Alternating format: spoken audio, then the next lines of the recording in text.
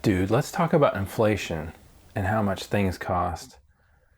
So for the last, many years, the government is saying inflation's about 2% or less. And so what does that mean? Does that mean that the amount that I've been spending is only 2% more each year? No, because the cost of a lot of things has gone way up. The cost of housing, whether you're renting an apartment or buying a house, the cost of healthcare, how much you're spending at the doctor's or the hospital. Um, Everything's gone up incredibly.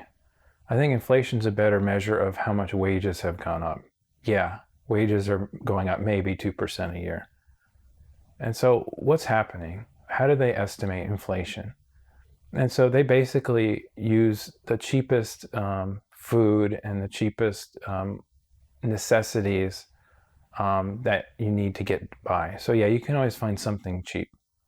And so that's why inflation has hardly changed.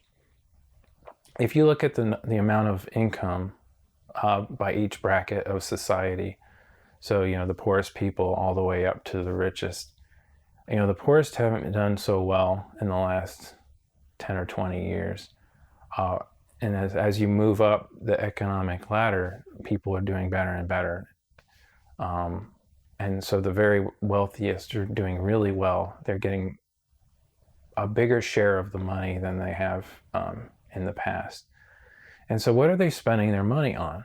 Well, they have more money than they know what to do with. So that's why they're spending it in the stock market. So that's why the stock market is doing great. They're spending it on housing.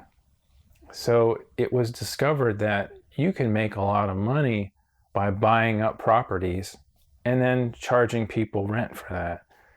And so that's why rent keeps going up is, if you think about supply and demand, for a bag of flour, why has the price of a bag of flour not changed a whole lot? Is because the same people that have always bought a bag of flour are still buying a bag of flour.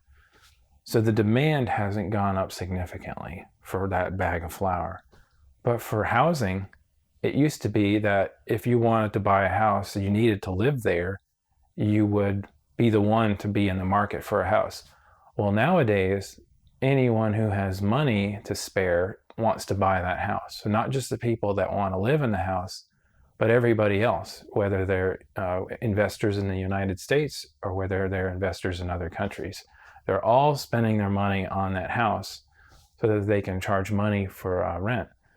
And so you have a bigger demand for a limited resource, so the price goes way up. The same with education.